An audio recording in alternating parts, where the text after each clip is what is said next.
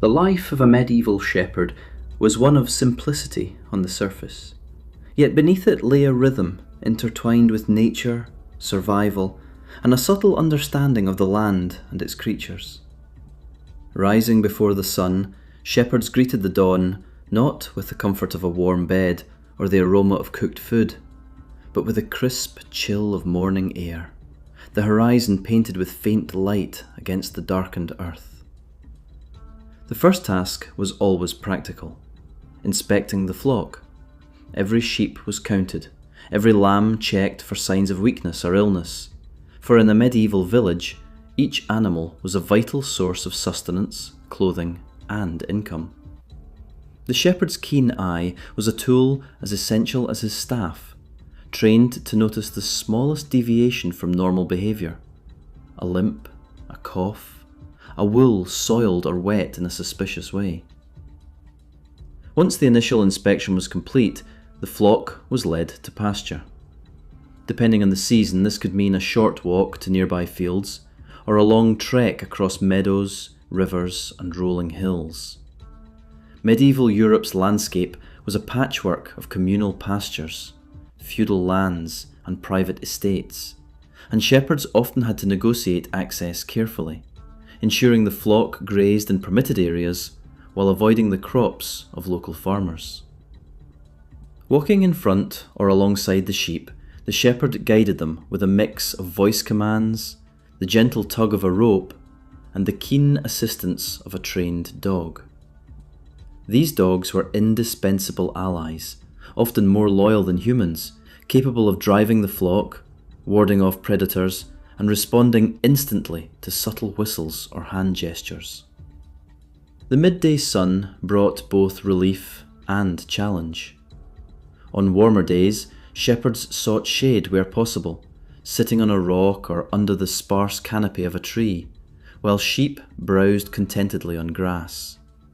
Their meal, often a humble bread, cheese, or dried meat, was eaten in silence, or accompanied by a few words of reflection or prayer. Despite the outward calm, the shepherd remained vigilant. Wolves and foxes lurked in forests and hillsides, scavengers threatened the young lambs, and occasionally a roaming bear might venture near. Predators were not the only concern. Thieves and rustlers sometimes targeted flocks.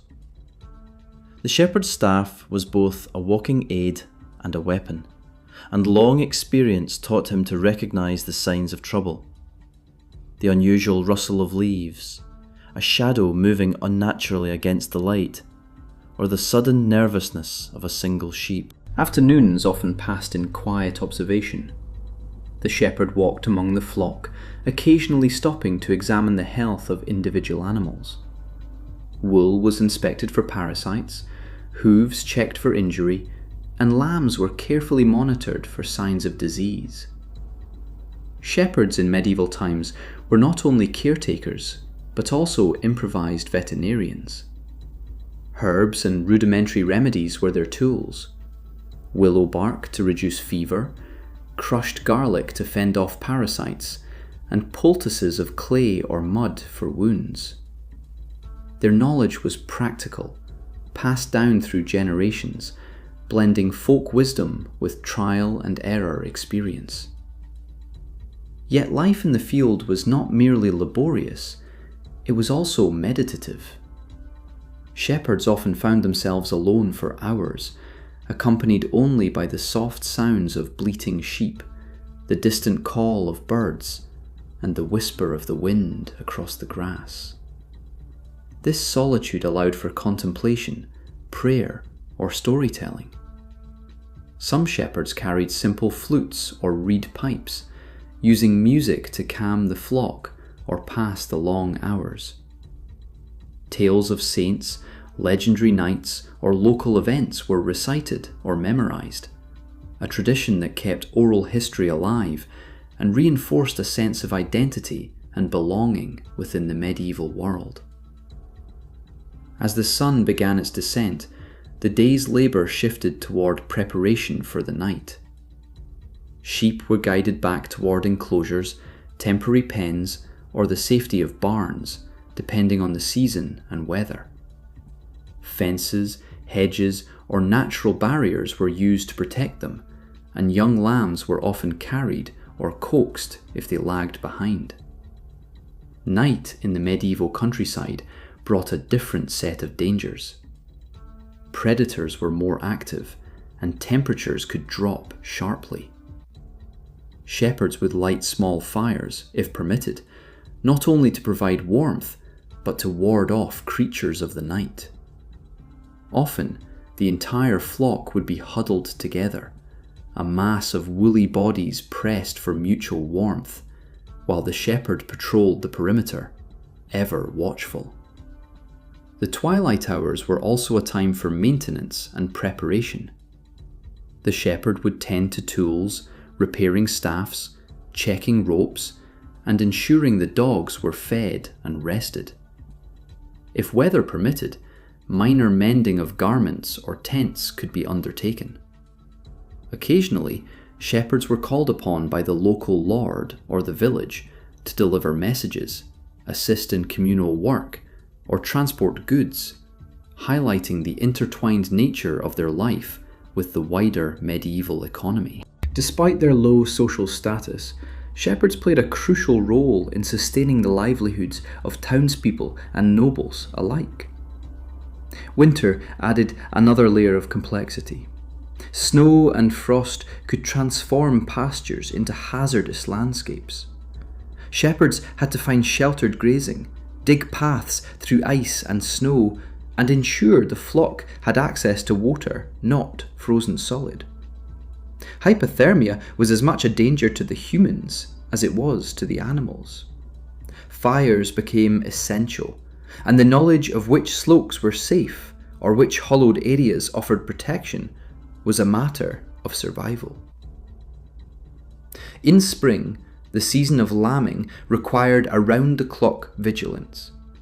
Newborn lambs were vulnerable, and the shepherd's presence was necessary to guide them, shield them from cold, and sometimes intervene in complicated births.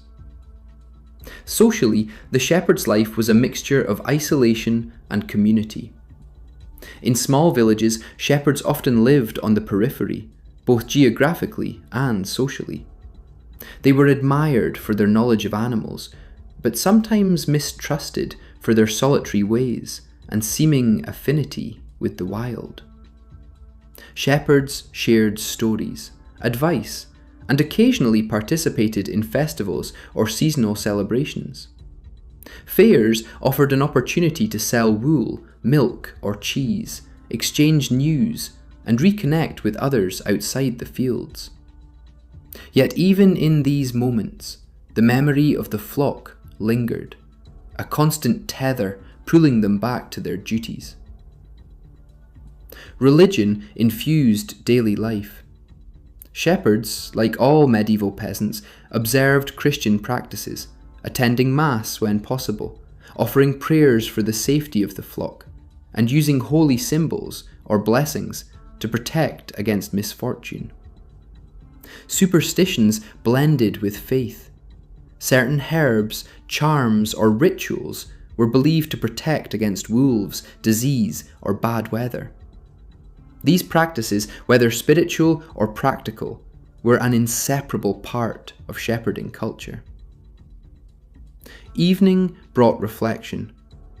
As the sun set behind distant hills, the shepherd would sit quietly, listening to the sheep settle, the occasional distant howl, and the whisper of the night wind. It was a time to plan the next day, remember the tasks completed, and appreciate the subtle beauty of the land. Medieval shepherds had a profound connection with their environment, reading the clouds, the stars, and the wind, understanding the rhythms of nature that governed not only their work, but the survival of their flock. Despite its challenges, shepherding offered a unique perspective on life in the Middle Ages.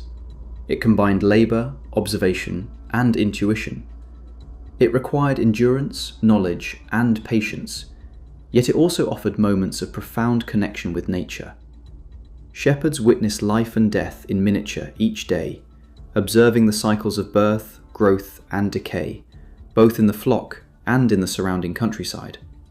Their labour sustained communities, produced essential goods like wool and meat, and maintained the delicate balance of the medieval rural economy.